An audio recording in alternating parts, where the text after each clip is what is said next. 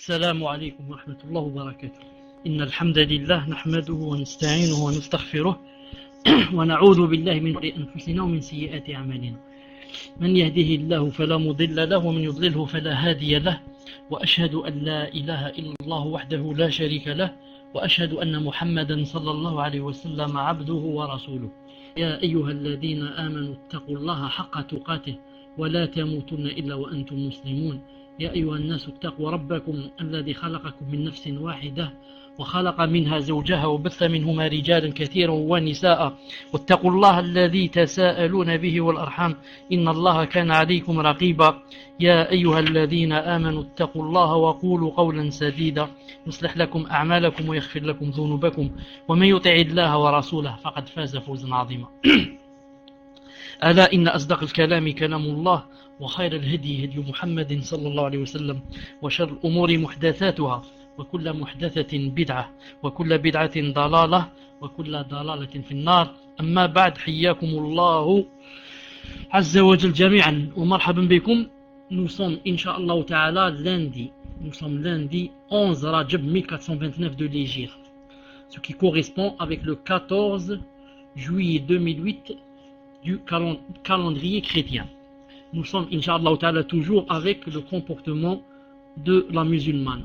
Nous sommes toujours avec son comportement vis-à-vis de sa société.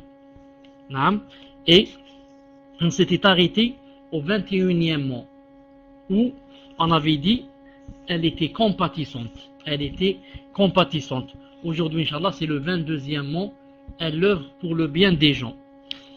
Quand on avait parlé de la compassion, on avait dit qu'elle était compatissante. On avait parlé comment le messager d'Allah sallallahu alayhi wa sallam, à tel point qu'il compatissait avec les gens. Et on avait montré que l'islam nous demande non seulement de compatir avec les gens, mais encore même avec les animaux, et encore même avec les choses. Non seulement les animaux, mais le messager d'Allah faisait cela même avec des choses. Aujourd'hui, Inch'Allah Ta'ala, le titre c'est elle œuvre pour le bien des gens. Bismillahirrahmanirrahim, wa salatu wa salam ala ashraf al-mursalin. Une musulmane ayant adhéré sincèrement au principe de l'islam tient constamment à être un élément constructif et utile, non seulement pour sa propre personne, mais pour tout être humain. Mais pour tout être humain.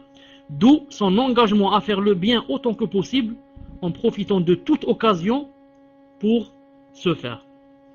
Imprégnée qu'elle est des enseignements de l'islam, elle sait que la bienfaisance pour Allah est un acte d'adoration qui assure la réussite dans ce bas monde et dans l'au-delà. Allah Azza wa Jalla a dit « Et faites le bien dans l'espoir de réussir ». Coran 22, 77. Allah Ta'ala a dit « Et faites le bien ». Pourquoi? Dans l'espoir de réussir. Pour les musulmans, les occasions permettant de faire du bien sont multiples et les domaines de la bienfaisance sont vastes. Il suffit qu'ils les abordent en escomptant la rétribution d'Allah Azza wa Jal pour que leurs actes soient enregistrés en tant qu'au moins. En islam, il suffit que tu fasses une chose seulement, par exemple, qui fasse plaisir aux gens, avec quoi? Avec l'intention que c'est pour Allah Azza wa Jal. Donc, entre parenthèses, il ne faut pas que ça soit quelque chose qui se contredise avec l'islam. Et, subhanallah, voilà que tu as des récompenses. D'ailleurs, le messager d'Allah a dit, sallallahu alayhi wa sallam, dans un hadith rapporté par Bukhari ou Muslim, il a dit, tout acte convenable est une aumône. Tout acte convenable est une aumône. Il a dit également, dans un hadith rapporté par Bukhari ou Muslim, il a dit, la bonne parole est une aumône. La bonne parole est une aumône. C'est pour ça que le messager d'Allah sallallahu alayhi wa sallam disait, Man kana yu'minu billahi wal yawmil akhir falyaqul khayran aw liyasmut. Hadith authentique. Il disait, celui de vous qui croit en Allah Azza wa Jalla au jour dernier, qu'il dise quelque chose de bien ou alors qu'il se taise. Dans un autre hadith authentique, il a dit, Man samata naja. Il a dit, quiconque se tait, il est sauvé. Pourquoi? Car en se taisant, on est sauvé car on risque de parler sur des gens. Et des fois, on parle même si on ne voulait pas. Des fois on parle et des fois on le veut, on parle et des fois. Mais si on se tait, alhamdoulilah, qu'est-ce qu'on gagne? On gagne de ne pas avoir dit quelque chose qui est soit qui fait mal aux gens, soit qui n'est pas bien chez Allah Azza wa Jal. En outre, le prophète sallallahu alayhi wa sallam affirme dans un autre hadith que la simple intention d'accomplir une œuvre de bienfaisance suffit pour garantir la rétribution qui lui est due quand on n'en a pas les moyens, à condition toutefois de s'abstenir de faire du mal.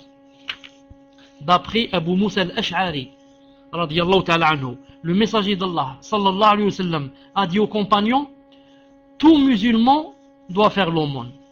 C'est-à-dire, chaque musulman doit faire une aumône.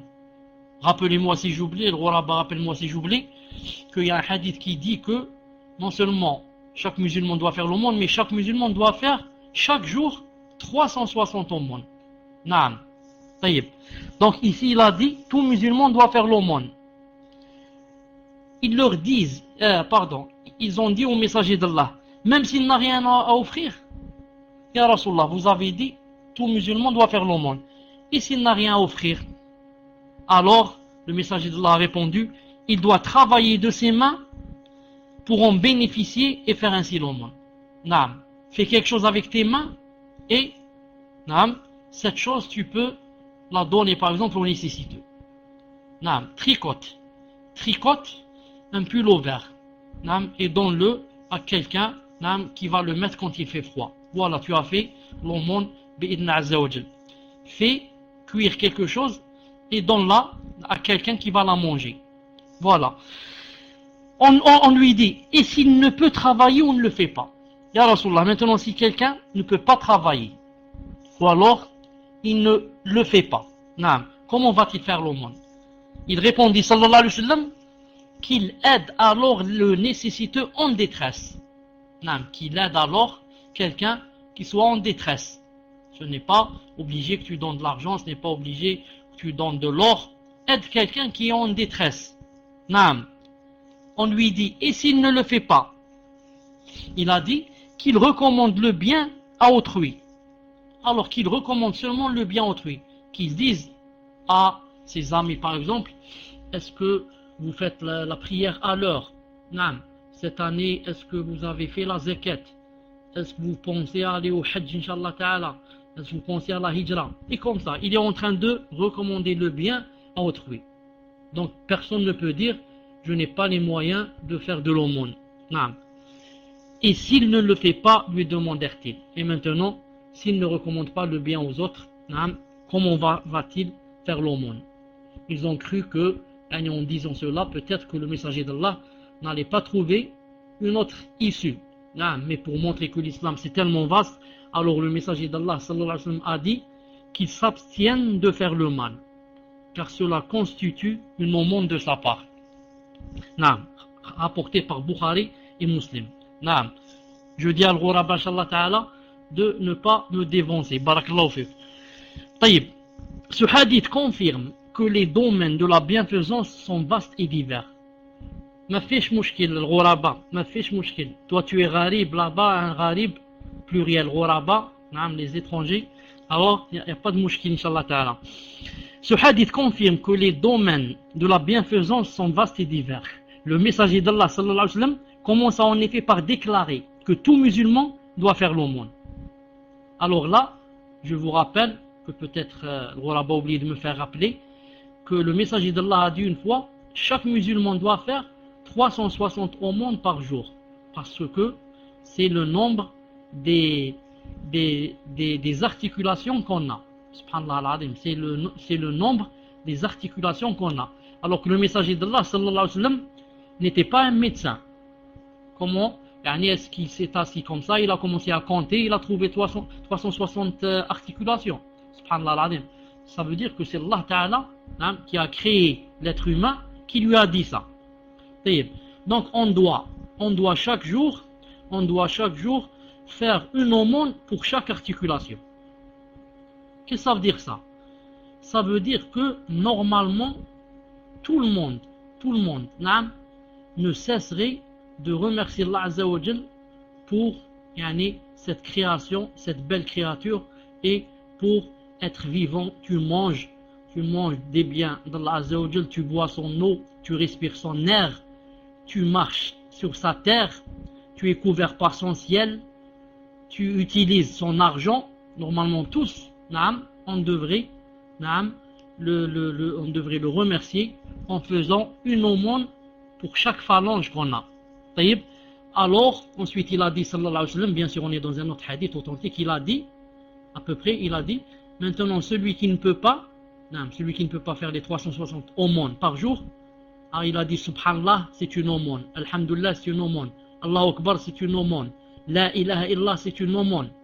Et il a dit, remplace tout cela, ou bien suffit à la place de cela, 2 rak'at de duha, salat duha.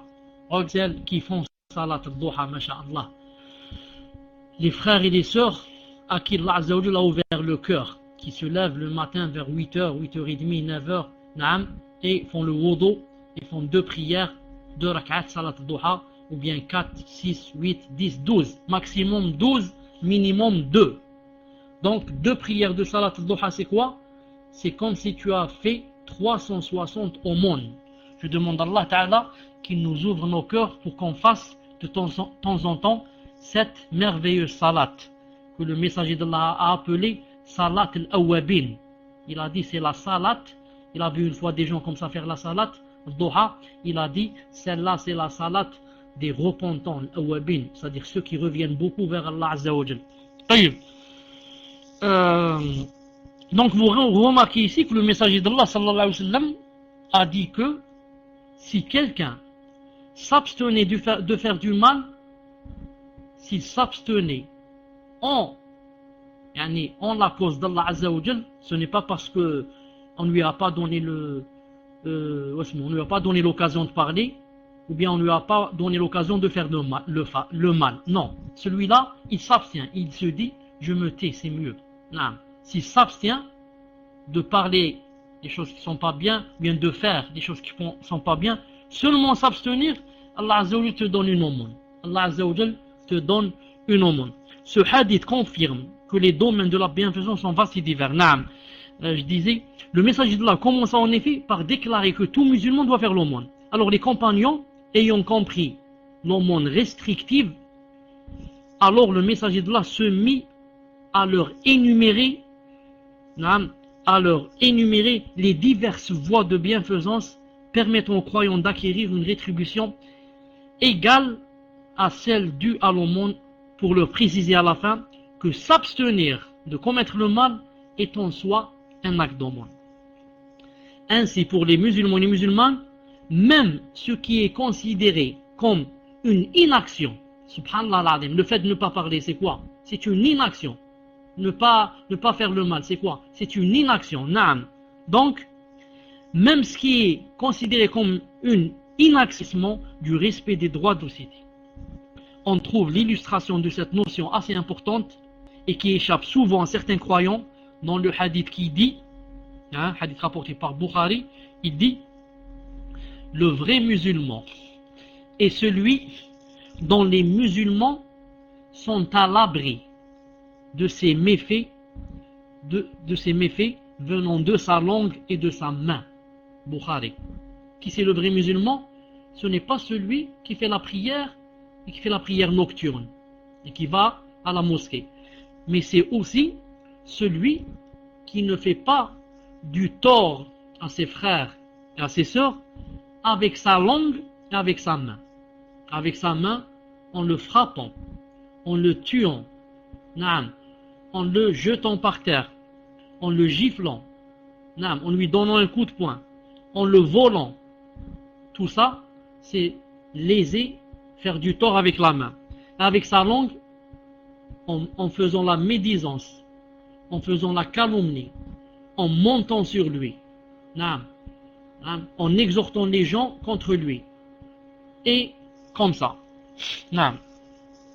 En partant de cette notion, la musulmane doit aspirer en permanence à faire le bien, tout comme elle s'abstient résolument de commettre le mal. Elle s'abstient résolument de commettre le mal.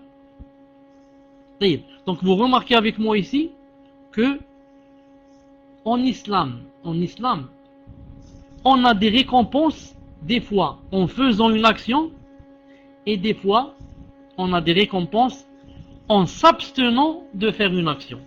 Vous avez remarqué combien c'est vaste l'islam. Des fois quand tu fais une chose, Allah Ta'ala te donne des récompenses. Et des fois quand tu ne fais pas, pour ne pas avoir fait, il te donne des récompenses. Subhanallah al-Azim. Naam. Tayyib. Vous vous rappelez peut-être une fois, j'avais bien parlé de cette chose. Et j'ai dit que, puisqu'en islam, quand on fait une chose que Allah Ta'ala aime, on a des récompenses. Et quand on délaisse une chose que Allah Ta'ala déteste, on a une récompense. Quel est le mieux? Je demande à Al-Ghurabi ibn al-Qayyim de me répondre à la place des autres. Non. Quel est le mieux chez Allah Azza wa Jal? Quand on fait quelque chose qu'il aime, non, ou bien quand on délaisse quelque chose qu'il n'aime pas. Qu'est-ce qui est préféré chez Allah Azza wa Jal? Les deux ont dit, c'est de délaisser une chose. Non. Et moi je vous dis, les deux se sont trompés. La meilleure chose, c'est Allah Azza wa Jal, c'est de faire quelque chose, c'est de faire. Car délaisser, c'est une inaction. Si tu la compares avec l'action, l'action est mieux. L'action, tu as fait quelque chose, tu as bougé. L'autre, il a seulement délaissé avec son cœur ou bien avec son corps. C'est pour ça que faire, c'est beaucoup mieux chez Allah Azza wa Jal. C'est pour ça que, aussi, ça va nous rappeler quoi? Ça va nous rappeler que, donc, si faire l'obligatoire chez Allah, c'est mieux que de ne pas faire le haram, donc le contraire aussi est valable. C'est-à-dire que celui qui fait le haram, c'est moins grave que celui qui ne fait pas l'obligatoire. Si vous voulez comparer, pour que vous compreniez bien, Adam alayhi salam, notre père, et Iblis, que Allah Ta'ala le maudisse, les deux ont fait un péché. Adam alayhi salam a mangé la pomme, enfin, la pomme, chez la plupart, mais il n'y a rien qui montre que c'est la pomme ou c'est la poire. Disons, Adam alayhi salam a mangé de l'arbre, il a fait le péché. Et Iblis, le maudit, n'a pas fait la prosternation, il a fait le péché. Quel est le plus grand péché chez Allah subhanahu wa ta'ala? Le péché de Adam ou bien le péché d'Iblis? Réponds-moi, Ghurabi ibn al-Qayyim, répondez. Quel est le plus grand péché chez Allah Azza wa Jal? Le péché d'Adam ou bien le péché d'Iblis? Le péché d'Iblis. Pourquoi? Justement parce que Iblis n'a pas fait ce qu'il fallait faire, n'a pas fait l'obligatoire qui est la prosternation. Alors que Adam alayhi salam a fait le haram, a fait ce qu'il fallait pas faire. C'est pour ça que Allah Ta'ala lui a pardonné et l'autre, il a quoi? Il a fait sortir des cieux, il a expulsé. Naam. Donc, si vous voulez comment vais-je dire? Si vous voulez qu'on rentre un peu dans d'autres détails, regardez par exemple l'interdiction de se rebeller contre les gouvernants. Naam, le gouvernant qui boit de l'alcool, qui fait la zina, qui vole, s'il est musulman, en islam, il est interdit de se rebeller contre lui. Et le messager d'Allah nous a obligés et ordonné à quoi? À lui obéir dans les choses qui ne sont pas interdites, bien sûr. Alors que les Khawarij, qui font la prière plus que nous et le jeûne plus que nous, le messager d'Allah sallallahu alayhi wa sallam a dit, si vous les rencontrez, combattez-les. Et dans un autre hadith il a dit, si vous tuez quelqu'un d'eux, il est en enfer. Si quelqu'un d'eux vous tue, vous êtes au paradis. Dans un autre hadith il a dit, les chiens de l'enfer. Dans un autre hadith il a dit, bien sûr tout ça des hadiths authentiques, il a dit, il n'y a pas sous les cieux pire que les Khawarij. Alors que ceux-là, les Khawarij dont je viens de parler, ils font quoi? Ils font la prière toute la nuit, ils lisent beaucoup le Coran, ils jeûnent beaucoup. Et ceux-là, on les combat. Et l'autre, le gouverneur qui boit de l'alcool, fait la zina et le vol, on ne le combat pas et on lui obéit. Subhanallah al-Azim. Pourquoi? Pourtant, les deux ont fait des péchés. Les deux ont fait des péchés. Le gouverneur, c'est quoi son péché?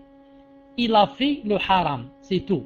Il a fait comme Adam alayhi salam. Adam a mangé de l'arbre et le gouverneur a mangé le haram, a bu l'alcool et a volé. Naam. Tandis que les autres, les Khawarij, qu'est-ce qu'ils ont fait? Ils n'ont pas fait l'obligatoire. Leur péché vient du côté de ne pas avoir fait l'obligatoire qui est quoi? Qui est suivre la sunna et suivre les compagnons et suivre les hadiths. Ils ont rejeté tout ça. Ils ont dit, les sahaba c'est des kuffars et comme ça. Tout cela nous mène à où?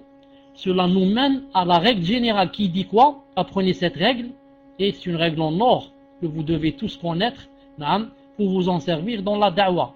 Et quand vous discutez et quand vous faites la polémique avec les autres gens des autres sectes. Que quoi? Que le péché se divise en deux.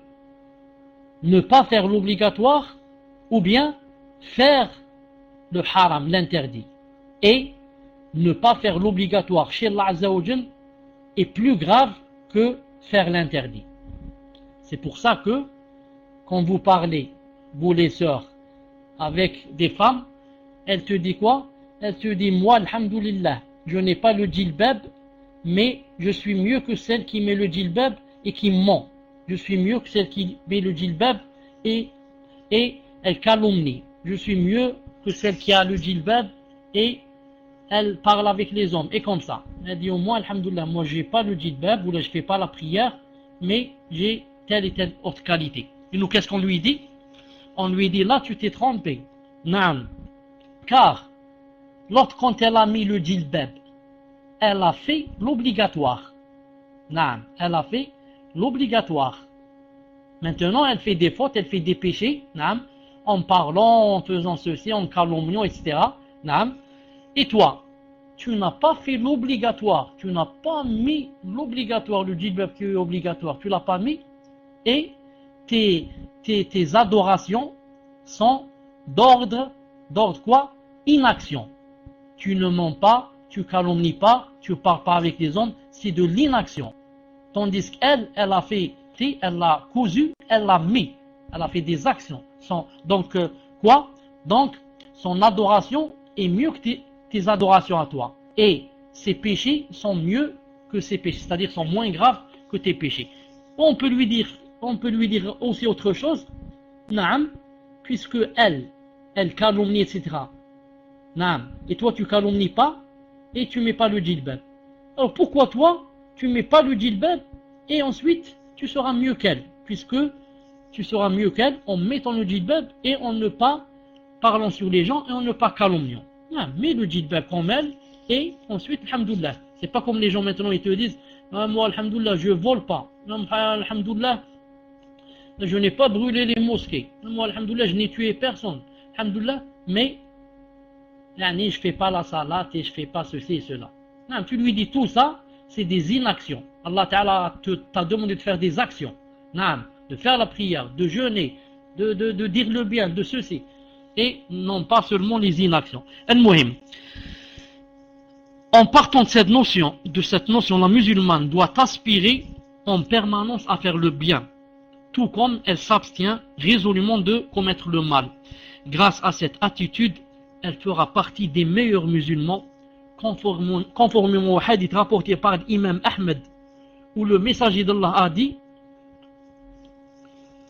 pardon, le messager d'Allah n'a pas dit, mais où il est dit que le messager d'Allah, sallallahu alayhi wa sallam, s'arrêta devant un groupe de gens qui étaient assis et leur dit, voudriez-vous que parmi vous, je vous indique le meilleur ainsi que le pire d'entre vous? Comme il gardait le silence, il leur répéta sa question à 3 reprises. Alors l'un d'entre eux dit, certes, oui, au messager d'Allah. Alors le messager d'Allah leur dit, le meilleur d'entre vous est celui dont on espère le bien et dont on est à l'abri du mal, de son mal. tandis que le pire d'entre vous, c'est celui dont on n'espère aucun bien, mais dont le mal est redouté. Rapporté par Ahmed ibn Hanbal et ses transmetteurs figurent parmi ceux admis par Bukhari et Muslim, voire Majma' Zawaid volume 8, page 183. Et l'Arnaout rahimahullah a dit Isnaduhu sahih, voire hadith 8798. La vraie musulmane appartient donc à la première catégorie. Elle s'évertue à faire du bien dans les limites de ses capacités et ne laisse et n'épargne aucun effort dans ce sens, car elle a la certitude que son action sera rétribuée dans ce bas monde et dans l'au-delà. Le messager d'Allah sallallahu alayhi wa sallam a dit quiconque délivre un croyant de l'une des afflictions de ce monde, Allah le délivrera de l'une des afflictions survenant au jour de la résurrection. Et quiconque accorde des facilités de paiement à un débiteur en difficulté, Allah lui facilitera la vie dans ce bas monde et dans l'au-delà. Hadith rapporté par Muslim. La musulmane s'empresse aussi à faire acte de bienfaisance, car elle sait que son abstenir risque de mettre un terme au bienfait qu'Allah lui a accordé. Naam.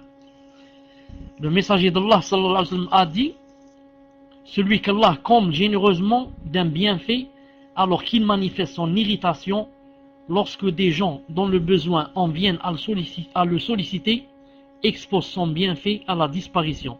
Rapporté par Tabarani, sa voie de transmission est jugée excellente. Voir Majma' Zawaid, volume 8, page 192. L'islam valorise tout acte de bienfaisance, tant que l'intention qui accompagne leur accomplissement est sincère. De tels actes acquièrent tous une importance religieuse, puisqu'ils permettent aux croyants l'acquisition d'une rétribution de la part d'Allah. La musulmane ne doit donc pas mésestimer certains actes de bienfaisance en raison du peu d'efforts ou de sacrifices qu'ils exigent. Des fois, le musulman ou la sœur se dit cette chose, enfin, qu'est-ce qu'elle vaut chez Allah Azza wa Jal? C'est quoi donner, je sais pas comment ça s'appelle, un demi-euro? Elle dit c'est quoi ça? Ça n'aide pas. Ça n'aide pas. Alors qu'en islam, il ne faut jamais mésestimer ce qu'on fait. Des fois, un demi-euro peut te faire sauver de l'enfer. Un demi-euro peut te faire entrer au paradis. Et bien moins que cela. Pourquoi? Car les traditions confirment que même ces actes qui peuvent paraître insignifiants sont susceptibles d'assurer le paradis à celui qui les accomplit. On rapporte à ce propos que le messager d'Allah a dit j'ai vu un homme, écoutez ce hadith, j'ai vu un homme jouir des délices du paradis, c'est-à-dire quand le messager d'Allah a fait l'ascension chez Allah Azza wa Jal, il est rentré au paradis, ça, il a vu certaines choses, entre autres, qu'est-ce qu'il a vu? Il a vu au paradis quelqu'un en train de jouir des délices du paradis, en train de manger les fruits, boire les jus et comme ça. Pourquoi? Qu'a fait cette personne? Il a dit pour avoir coupé un arbuste qui se trouvait au milieu d'un chemin et qui gênait les gens. Il marchait dans la rue, il a trouvé un arbuste, il a dit maintenant les gens comment ils vont faire pour passer. C'est difficile, ils doivent monter sur cet arbre et redescendre. Comment cela? Il l'a coupé, soit avec ses mains, soit avec le minchar, je ne sais pas avec quoi, avec la scie, il l'a coupé et Allah Azza wa Jal l'a fait rentrer au paradis pour avoir coupé un arbuste. D'ailleurs le messager d'Allah, ça me rappelle qu'il a dit dans un hadith authentique, il a dit préservez-vous de l'enfer, ne fût-ce que de la moitié d'une date. Vous connaissez le hadith, préservez-vous de l'enfer, ne serait-ce que de la moitié d'une date, c'est-à-dire en donnant une date. Si tu avais une date, tu l'as partagée en deux, tu prendrais toi la moitié et tu donnes la moitié à qui? À quelqu'un qui a faim. Cette moitié peut te sauver demain de l'enfer et peut te faire rentrer au paradis. La bienfaisance envers les gens a deux aspects. L'un consiste à leur être utile, l'autre consiste à leur éviter tout méfait et toute nuisance. Les deux aspects ont une importance similaire, puisqu'ils appartiennent aux bonnes œuvres pour lesquelles le croyant sera rétribué. Ils ont aussi la même importance du fait qu'ils contribuent conjointement à l'un des objectifs de l'islam, instaurer le bien, la solidarité et le bien-être au sein de la société. Protéger les autres des méfaits et des nuisances est donc un acte de civisme, en plus du fait d'être un acte à caractère religieux. C'est une pratique indispensable pour toute société aspirant à une vie stable et paisible. D'où les textes islamiques du Coran et de la Sunna la recommandant aux croyants et les incitant à l'observer. On rapporte à ce sujet qu'Abu Barza rahimahullah radiyallahu ta'ala anhu a dit: j'ai dit au prophète sallallahu alayhi wa sallam, ô prophète, enseigne-moi quelque chose de bénéfique. Il m'a répondu: élimine tout ce qui est nuisible de la voirie des rues, de la voirie des musulmans. Hadith rapporté par Muslim. Subhanallah al-Azim. Vous avez entendu ce qu'a dit le messager d'Allah? Qui quelqu'un lui a demandé: montre-moi, ya Rasulullah, montre-moi quelque chose de bénéfique, quelque chose qui me rapproche d'Allah, quelque chose qui m'éloigne de l'enfer, quelque chose qui me va rentrer au paradis. Taïb, tu veux que je te montre quelque chose? Ce n'est pas fait beaucoup de prières, ni donne beaucoup d'argent, sabillah. Non, élimine seulement tout ce qui est nuisible de la voirie, dans les chemins des musulmans. Si tu pouvais seulement dans la rue, en marchant, tu dis: Naam, je vais essayer d'éloigner tout ce qui pourrait nuire aux musulmans. Je vais éloigner toutes les peaux de banane. Je vais éloigner tous les morceaux de verre, les débris de verre qui risquent de faire tomber quelqu'un. Je vais éloigner, toutes les barres de fer, qui sont comme ça, qui risquent de gêner, qui risquent de blesser quelqu'un, et comme ça. Pour cela seulement, quelqu'un pourrait avoir la grande rétribution demain devant Allah Azza wa Jal et son agrément. Tels sont les actes qui font de la société musulmane une société moderne, une société dont les membres se distinguent par des civilités religieuses qui leur enseignent que même le fait de dégager la voie publique de tout détritus est une bonne œuvre qui les rapproche d'Allah Azza wa Jal. Sur ce plan, la société musulmane se distingue nettement des autres sociétés humaines. Il faut dire la vérité, sur ce plan, aucune société dans le monde ne peut égaler la société musulmane.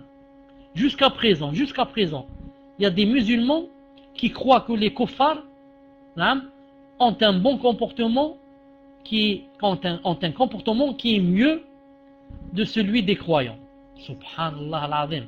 Comme a dit Allah Ta'ala: وَيَقُولُونَ لِلَّذِينَ كَفَرُوا هَؤُلَاءِ أَهْدَى مِنَ الَّذِينَ آمَنُوا سَبِيلًا. Subhanallah, Allah Ta'ala les a cités dans le Coran. Il a dit, et ils disent aux kuffars, ceux-là, les kuffars, ils sont mieux que les musulmans. Subhanallah al-Azim. Allah Ta'ala les a cités. Il y a des gens, il y a des musulmans complexés. Il te dit, le kafir, il a, Inch'Allah, un comportement, Inch'Allah, il est gentil, il est doux, il est respectueux, il est ceci, il est cela. Naam. Et toi, pourquoi tu n'es pas comme lui? Et toi, pourquoi tu n'es pas mieux que lui? C'est pas comme lui. Tout simplement parce que toi, tu n'appliques pas l'islam. Si tu appliquais l'islam, est-ce que le kafir serait mieux que toi? C'est impossible. Le kafir, c'est toi qui lui apprends. C'est toi qui lui apprends le bon comportement. C'est pas lui qui t'apprend. Mais comme nous tous, on est loin des textes coraniques et de la sunna du messager d'Allah sallallahu alayhi wa sallam, alors laissons les kuffars rire de nous. Et laissons les kuffars dire de nous qu'on a un mauvais caractère. Pourquoi? Parce que la plupart de nous, on est des menteurs. Et on a un mauvais comportement. Et on parle sur les gens. et on rate les rendez-vous. Naam. Et mille choses. C'est pour ça que maintenant on a sali et amouchi l'islam. Et les gens ne nous font plus confiance. Ils te disent je préfère être comme ça plutôt que ce barbu là-bas. Et la femme elle dit je préfère être comme ça plutôt que celle là-bas qui a sur elle je ne sais pas quoi. Elles disent une tante ou je ne sais pas qu'est-ce qu'elle dit. En Algérie ils disent la tante. Et certains disent des sœurs qui ont le niqab, ils disent voilà Zoro qui arrive. Non. Si un kafir dit comme ça, il peut être plus ou moins excusé parce que c'est un kafir. C'est Jahannam qui l'attend. Mais quand un musulman, ou là quelqu'un qui se prétend musulman, dit voilà Zoro qui arrive, à cause de son niqab, celui-là, il peut sortir de l'islam en disant cette phrase. Naam. Al-Muhim. Je disais que aucune société dans le monde ne peut égaler la société des musulmans. Mais quels musulmans? La société des vrais musulmans, de ceux qui appliquent. Non. Sur ce plan, la société musulmane se distingue nettement des autres sociétés humaines. Le civisme au sein de cette société, c'est-à-dire musulmane, est propre à la morale religieuse. C'est une adoration.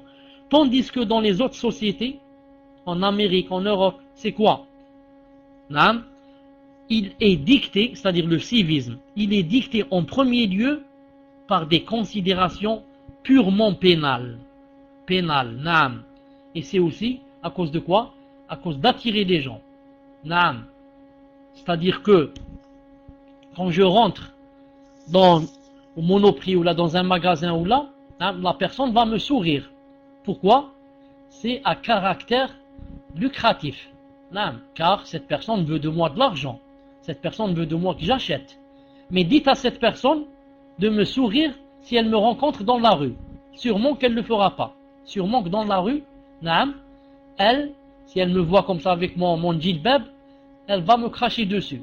Ou elle va parler de moi en mal. Mais quand je rentre dans le magasin, et elle me reçoit très bien, mashallah, elle me sourit. Peut-être même qu'elle me dira, votre tenue, celle-là, elle est magnifique. Votre tenue, elle est magnifique. Hein? C'est juste pourquoi c'est un civisme, c'est un faux civisme. Naam, pour que son magasin devienne achalandé, mashallah, et que tu achètes d'elle des choses. Naam. Or, il y a une grande différence entre celui qui préserve les droits des autres personnes et ne nuit pas aux autres personnes par crainte d'Allah Azza wa Jal et en attente de la rétribution de demain, et celui qui fait cette chose par crainte d'une peine pénale ou d'une amende ou pour attirer les autres gens. Naam. Certes, des sociétés occidentales ont atteint sur ce plan un haut niveau d'organisation, en habituant leurs membres à respecter et à appliquer scrupuleusement les règles de civisme. Mais par rapport à ces mesures juridiques limitées, le système islamique se distingue par la notion de responsabilité morale et religieuse, qui fait de tout acte de civisme une œuvre religieuse et qui considère toute violation des droits d'autrui comme étant un péché susceptible d'attirer le châtiment d'Allah. On ne saurait donc comparer un système dont la violation est considérée comme une infraction humaine et un système dont la non-observance est une désobéissance à Allah. Le premier est contournable en cas d'absence du contrôle humain, le second est incontournable par les croyants sincères, puisque celui qui les contrôle est le créateur des humains. Subhanallah al-Azim. Quand on m'apprend, que il faut pas, il y a le juge qui va te convoquer, la police qui va t'emmener au commissariat, on m'apprend comme ça, et l'autre, on lui apprend qu'il ne faut pas voler, parce que lorsque tu ne voles pas, tu as deux choses. Premièrement, la rétribution, Allah Ta'ala t'agrée, te donne beaucoup de récompenses, et deuxièmement, si tu voles, on te coupe ta main, si c'est quelque chose de dépasse 1,25 g. Donc, il y a une grande différence entre celui qui ne vole pas par peur d'Allah et celui qui ne vole pas par peur des lois.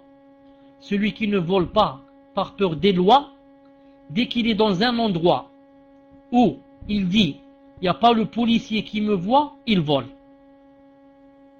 Et celui qui ne vole pas par crainte d'Allah, même s'il rentre dans un magasin et celui qui, le propriétaire, est absent, il ne vole rien. Parce que Allah Azza wa Jal, il sait qu'il est en train de le voir. Donc il y a une grande différence quand on apprend à nos enfants de ne pas voler, etc. On leur fait peur, on leur dit sinon la police va venir, elle va te prendre. Ou bien quand on dit à notre enfant, attention, Allah Azza wa Jal, au-dessus du trône, il est en train de t'observer et les anges sont en train d'écrire. Et encore, si tu ne voles pas, même si tu as la tentation et tu la délaisses pour Allah Azza wa Jal, tu as de grandes récompenses qui t'attendent. Voilà, Inch'Allah Ta'ala, ce que je voulais dire pour aujourd'hui. Je m'arrête ici pour répondre à vos questions dans 5 minutes. Je dis Subhanak Allahumma bihamdik, ashhadu an la ilaha illa ant, astaghfiruka wa atubu ilayk. Assalamu alaikum wa rahmatullahi wa barakatuh. Je vous libère le micro, bi'idhnillah Azza wa Jal. Cette soirée du lundi, en cette soirée du lundi, 11 Rajab 1429, c'est-à-dire le 14 juillet 2008, nous passons, Inch'Allah Ta'ala, aux questions-réponses, bi'idhnillah Azza wa Jal. Taïb, avant de commencer les questions-réponses, je rappelle, et rappelez-moi aussi, je rappelle à la sœur qui m'a dit, plutôt à laquelle j'avais promis de répondre hier, mais j'avais bien dit si je trouvais son email.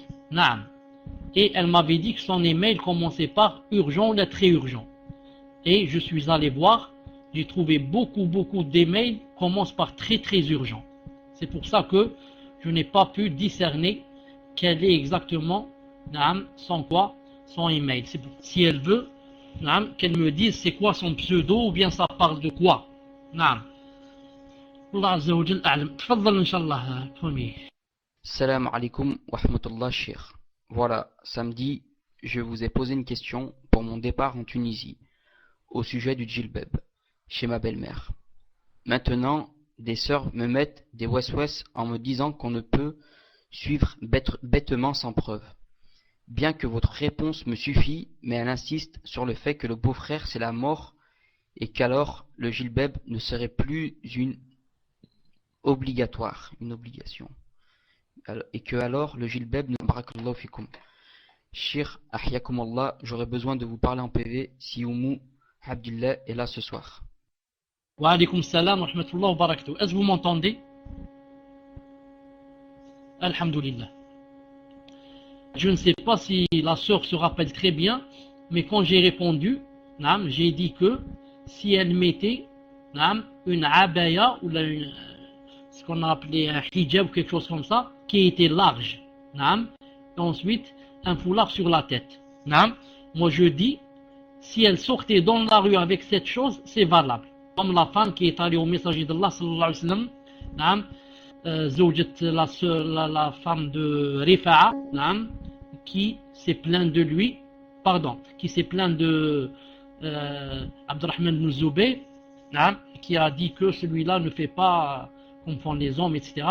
Et le messager d'Allah lui a dit, sûrement que tu veux revenir à Rifa'a jusqu'à ce qu'il goûte de ton miel et tu goûtes de son miel. Dans ce hadith, cette femme qui est allée au messager d'Allah, elle avait quelque chose de large, et elle avait un foulard vert sur sa tête.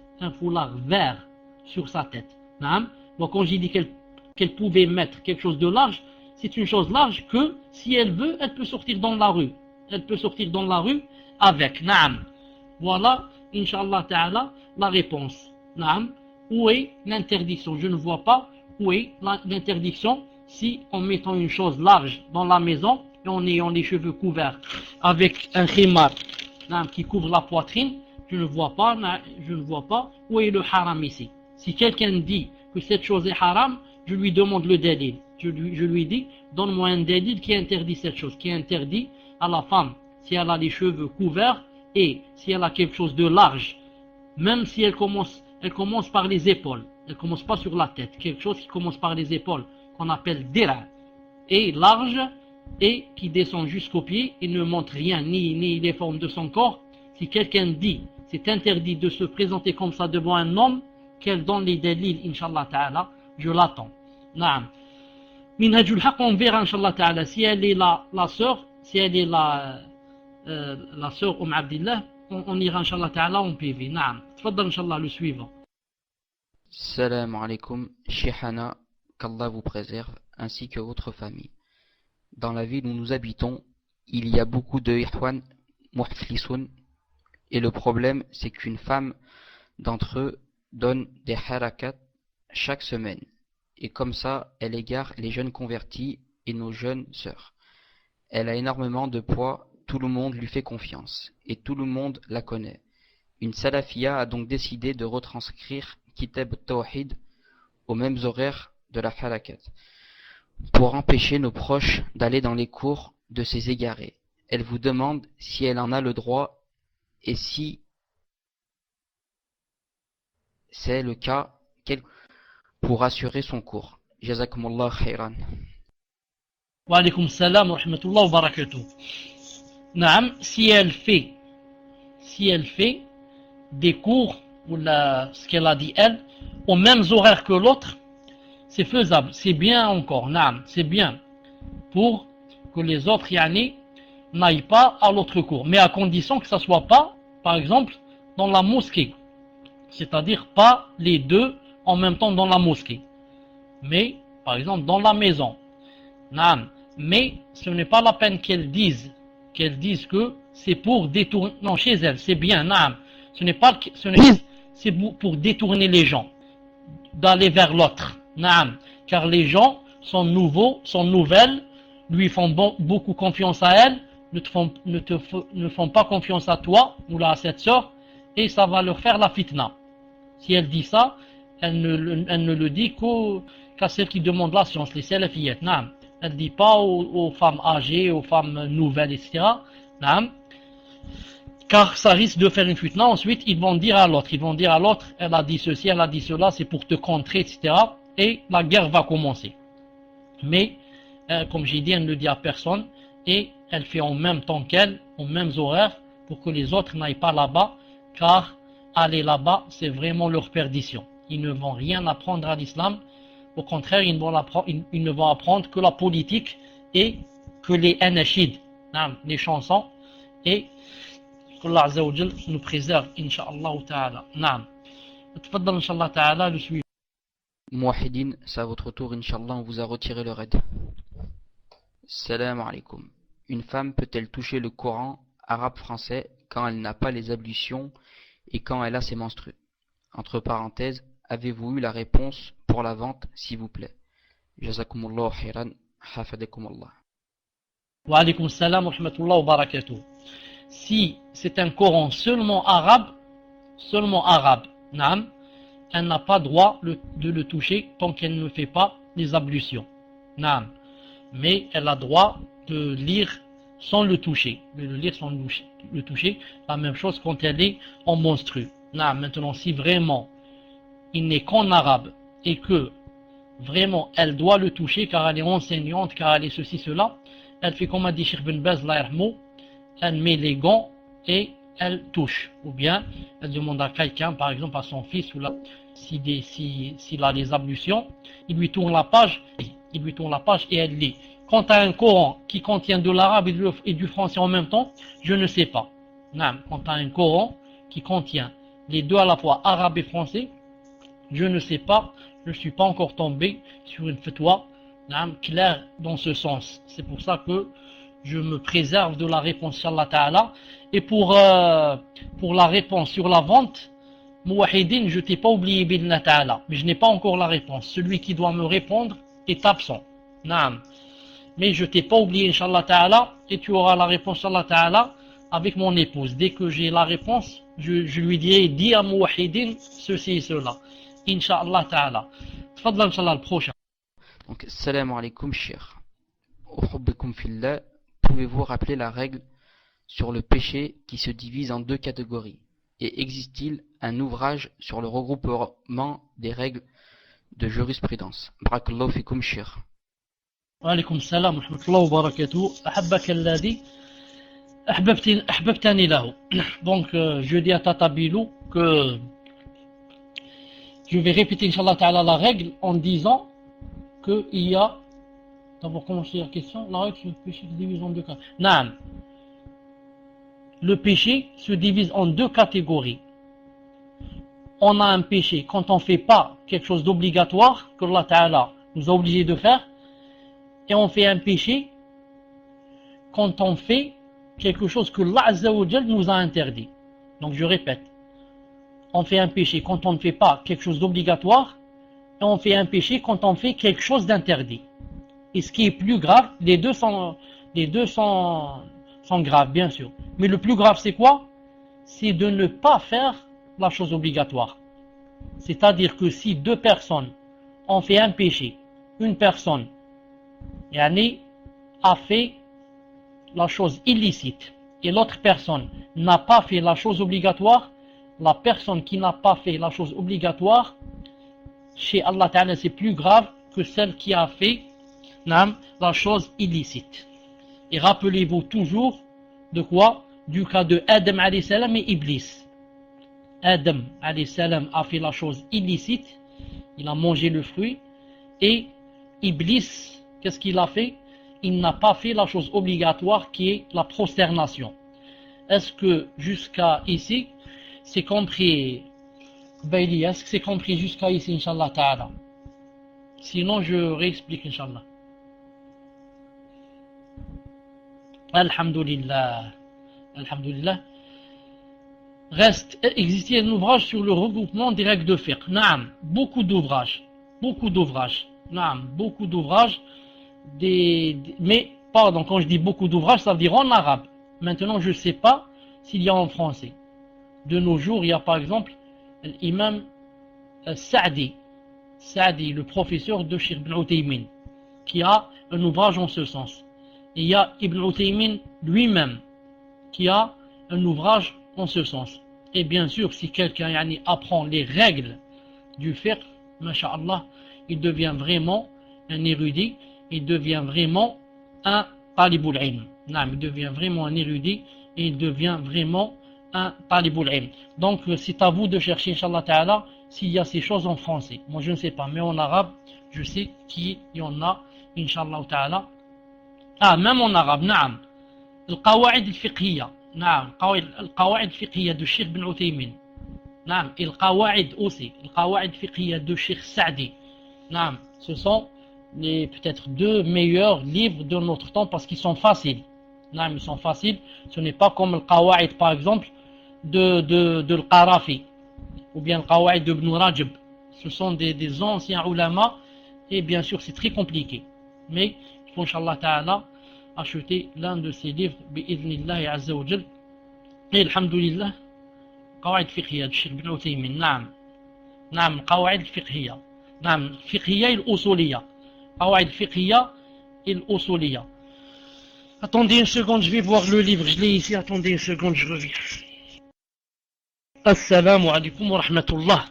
Donc quant à Cheikh Sa'di, c'est le قواعد الفقهية de Cheikh Sa'di. Quant à Cheikh Ibn Uthaymin, c'est Mandouma, ça s'appelle Mandouma, c'est comme une sorte de poème comme ça, c'est-à-dire ça rime. Naam, Mandouma al-fiqhiyya. Naam, vous écrivez Mandoumat al-qawaid al-fiqhiyya, naam, ou al-usuliyya. Mandoumat al-qawaid al-fiqhiyya ou al-usuliyya. طيب, j'ai pas terminé. J'ai pas terminé. Je donne intégralement. Ça s'appelle Mandoumat Usul Fiqh wa Qawaidi. Est-ce que quelqu'un peut écrire? Mandoumat Usul Fiqh wa Qawaidihi.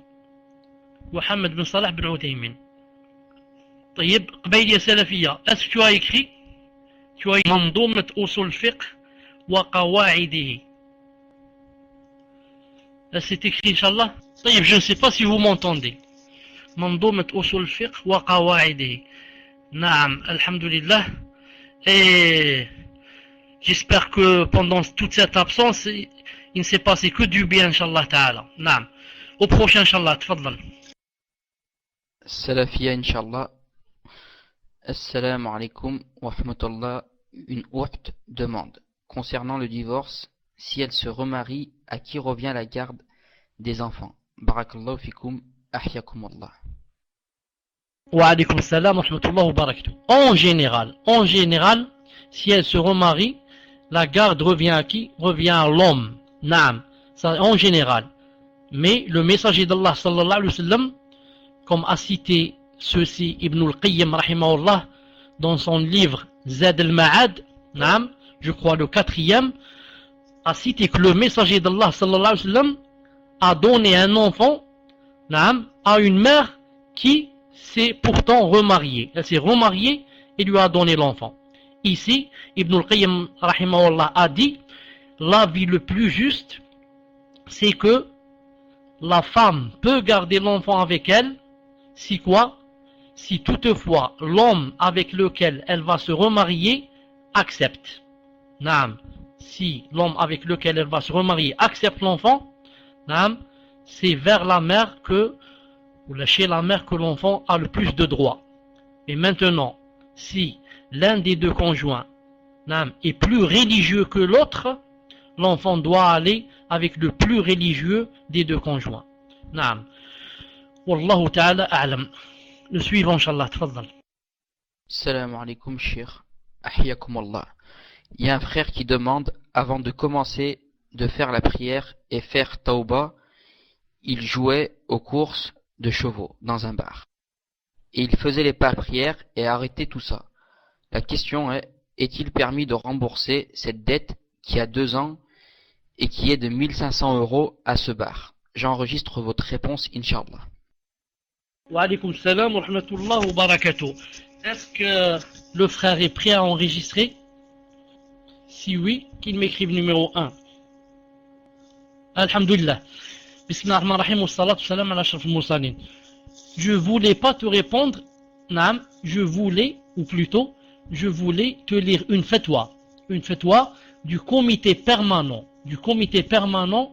des savants de l'Arabie Saoudite. Naam.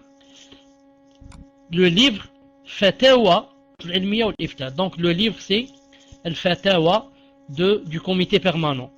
Volume 14, page 69. Regarde la question. Je vais la lire en arabe, ensuite vite en français. Kuntu fi sabiqi ashrabu ad-dukhan.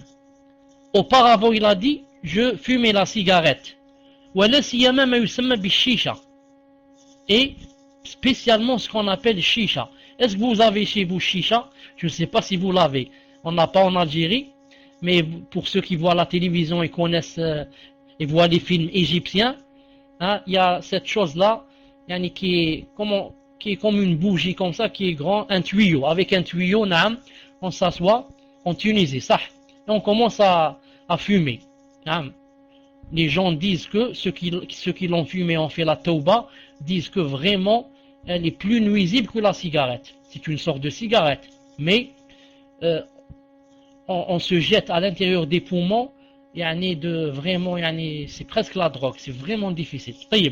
Il a dit, je fumais chicha. Il a dit, et après avoir quitté, cette mauvaise habitude, أخبرني العامل الموجود بالمقهى بأنه يطالبني بمبلغ من j'ai quitté, alhamdoulilah, cette mauvaise habitude.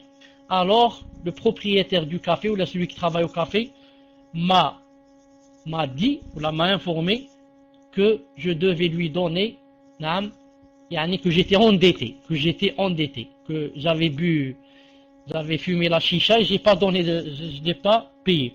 فهل أعطيه هذا المال أو ماذا أعمل؟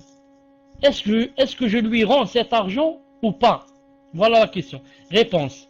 إذا كان هذا الدين ثمنا لمحرم فإنه لا يجوز لك دفعه لصاحبه. Réponse.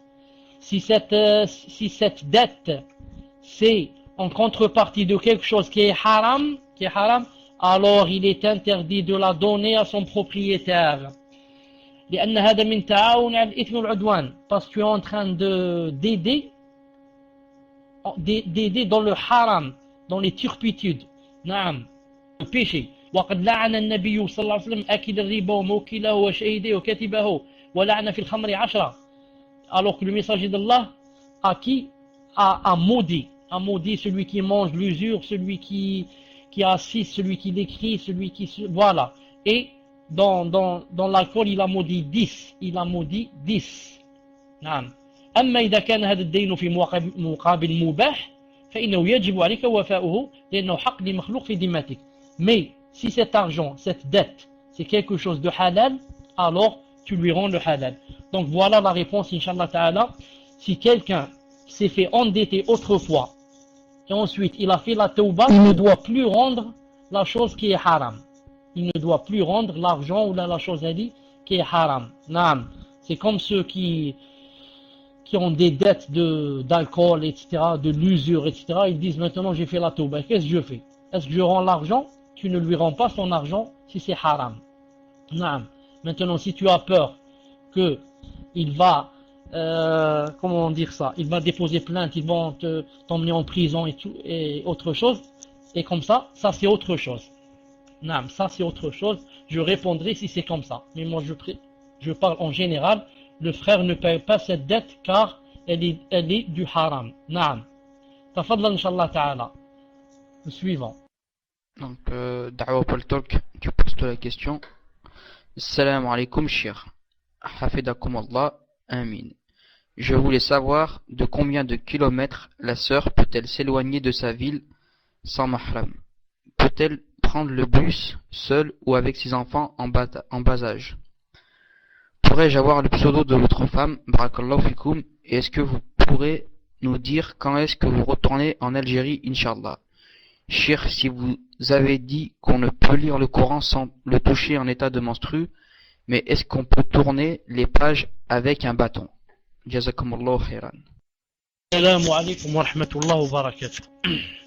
Taïb, pour le pseudo de ma femme, Inch'Allah, je vais te le donner. En ce qui concerne une femme, combien qu'elle peut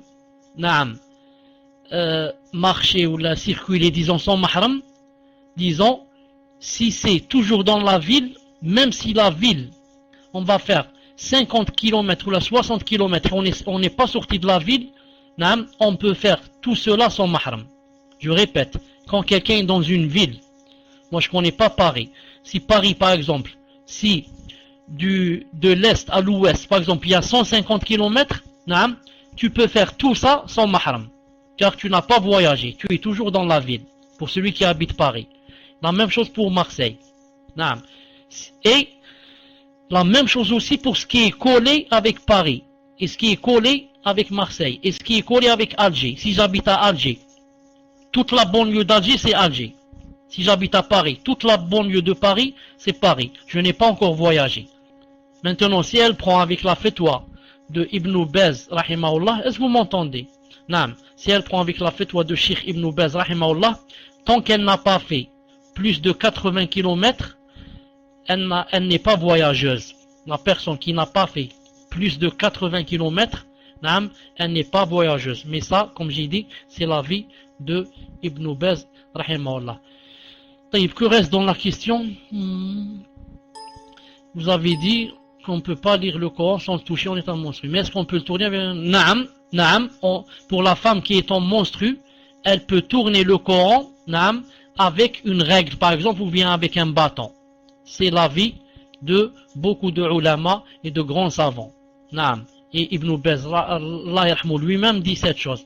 Il dit que celle qui a les monstrues, elle peut tourner le Coran avec des gants ou bien avec, par exemple, un bâton. Avec un bâton.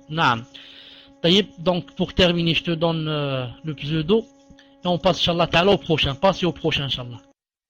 Salam alaikum wa rahmatullahi wa barakatuh. Je voudrais juste vous demander si vous pouviez nous conseiller des livres sur ce qui est le plus important à apprendre dans l'islam et de les référencer sur votre site. Barakallahu fikum. Wa alaikum salam wa rahmatullahi wa barakatuh. Naam. Inch'Allah Ta'ala, je demande à Al-Ghuraba. Al-Ghuraba. Est-ce que tu es là, Inch'Allah Ta'ala, Al-Ghuraba? Est-ce que tu es là? Alhamdulillah. Chauffe Al-Ghuraba. Rappelle-moi. Jazakallah. Et si tu oublies, fais comme moi. Écris avec le stylo comme ça, une lettre sur ton pouce comme ça. Écris quelque chose pour te rappeler. Rappelle-moi, j'ai une sœur qui m'a envoyé, masha'Allah, une liste, masha'Allah, de livres en français.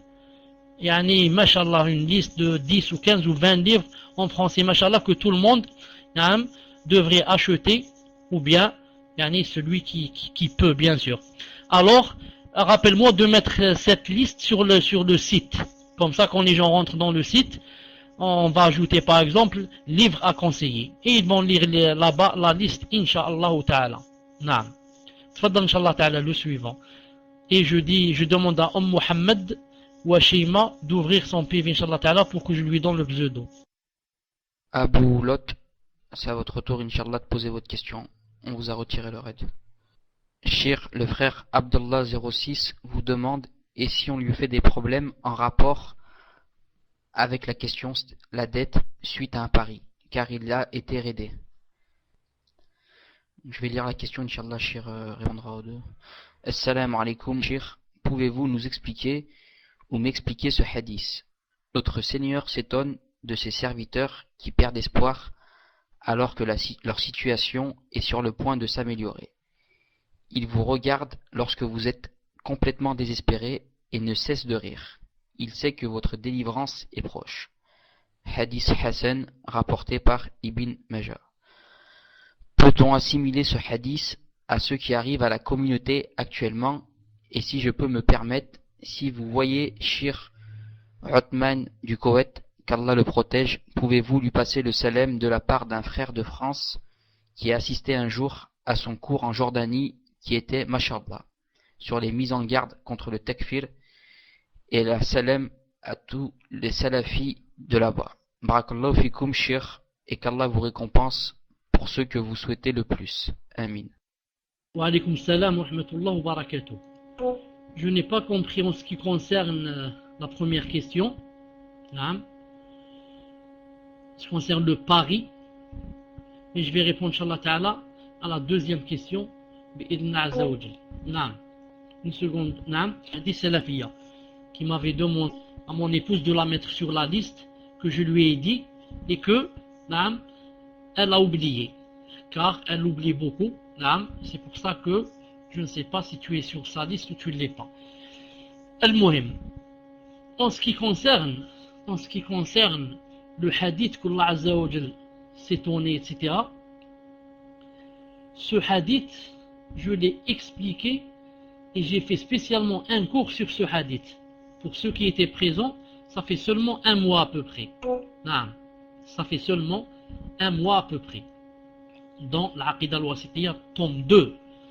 Et j'ai dit que les salaf, walhamdulillah, qui ne sont pas des habash, disent qu'Allah Azza wa Jal s'étonne, mais d'un étonnement qui lui convient. Allah Azza wa Jal s'étonne, Ahl Sunnah disent Allah Ta'ala s'étonne. C'est son messager qui le connaît mieux que nous qui a dit ça.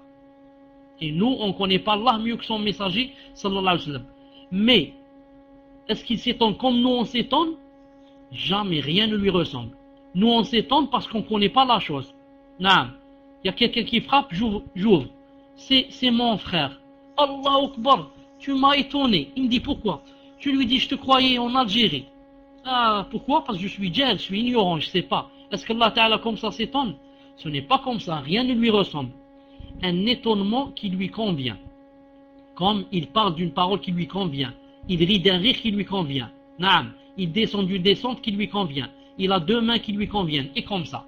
Rien ne lui ressemble. Et c'est lui l'audient et le clairvoyant. Ça c'est ce qui concerne l'étonnement d'Allah Azza wa Jal. Ensuite, est-ce qu'il y a autre chose? Naam. Ce hadith peut s'appliquer à ce qui arrive à la communauté maintenant. Naam. Il peut s'appliquer dans certaines situations. Naam. Et dans certains cas. Naam. Quant à Uthman, à qui tu m'as dit de passer le salam, si c'est Uthman al-Khamis, si tu parles de Uthman al-Khamis, si Inch'Allah Ta'ala je le rencontre, je lui passerai le salam bi'idnillah Azza wa Jal. Atfadla le prochain. Salam alaikum wa rahmatullahi wa barakatuh Yashir. Qu'Allah vous récompense pour le bien que vous apportez aux frères et sœurs de France. Ma question est la suivante. J'ai l'intention de faire Mukabbala avec une sœur convertie qui habite à une centaine de kilomètres de chez moi et elle n'a pas de mahram. Puis-je venir avec un imam qui puisse être son wali lors de la Mukabbala? Comment dois-je le choisir? Et puis-je la voir alors qu'il y aura le wali qui n'est pas de sa famille? Wa alaykum salam wa rahmatullahi wa barakatuh. Je suis en train de lire la question. Naam, quand une sœur convertie veut se remarier, ou pardon, elle veut se marier, il faut que quelqu'un la marie. Si c'est quelqu'un d'officiel, naam, c'est mieux. Quelqu'un officiel, quelqu'un qui représente une ambassade musulmane, et comme ça. Sinon, ça doit être un imam, surtout si je puis dire officiel. Naam. Sinon, si elle ne trouve pas, alors elle choisira quelqu'un qui a de la science, quelqu'un qui a une certaine piété, naam, et c'est lui, naam, qui fera, Inch'Allah Ta'ala, son wali. C'est lui qui fera, Inch'Allah Ta'ala, son wali. Naam. Donc ici elle dit, puis-je venir avec un imam qui puisse être son wali lors de la muqawala? Naam. Comment dois-je le choisir? Tu choisis quelqu'un qui, mashallah, qui a de la science, qui est connu. C'est pas quelqu'un qui va faire des bid'ah, va faire des innovations du jour du mariage.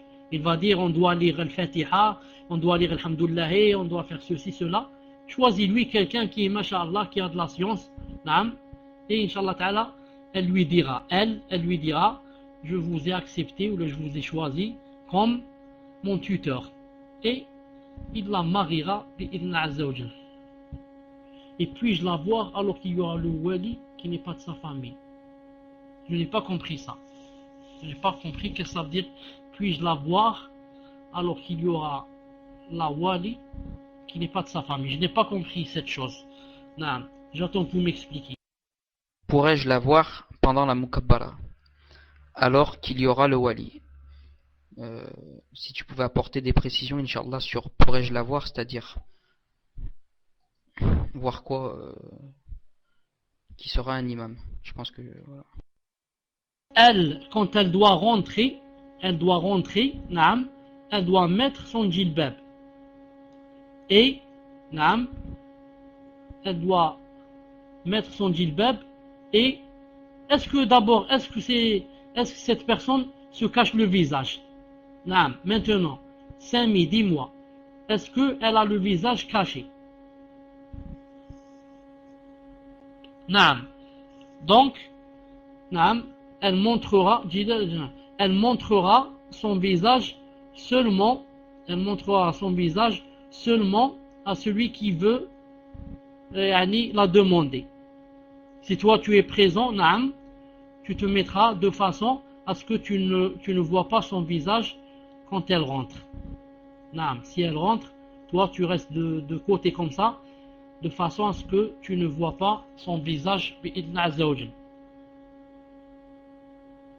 Le wali devra se retourner alors. Naam, même le wali, il n'a pas le droit de la voir. Naam, elle doit montrer son visage comme ça, elle lève le niqab en face de celui qui doit la voir, De toute façon, même le wali, je veux dire ici une chose, le wali, si jamais il verra son visage, si le wali voit son visage, ce n'est pas grave en ce sens que il est responsable d'elle devant Allah Azza wa Jal que c'est lui qui l'a mariée, au moins pour la connaître. Et si jamais il se passe quelque chose, il dit naam, c'est celle-là que j'ai mariée, parce que il la connaît. Maintenant, s'il ne voit pas son visage, peut-être qu'il ne va pas connaître c'est qui celle-là. Naam. Si lui, il voit, naam, il a des excuses. Mais toi, naam, tu n'as pas le droit, bi'idhnillah subhanahu wa ta'ala. Naam. Tfaddal inshallah ta'ala le prochain. Naam, Hishir, il a dit que tu pouvais voir que son visage. Nordine 30, c'est à ton tour, Inch'Allah. Salam alaikum, Shir. Est-ce que dire le défaut d'un frère à un autre frère, ça rentre dans la médisance? Est-ce que le recueil de hadith du Shir Albani, rahimahullah, existe en français? Jazakumullah khairan. Wa alaykum salam wa rahmatullah wa barakatuh. Le fait de dire que tel frère a un défaut quand il est absent, ça rentre dans la médisance. Sauf, c'est quoi? Sauf si ce frère, il ne cache pas ce défaut et il fait comme ça devant tout le monde.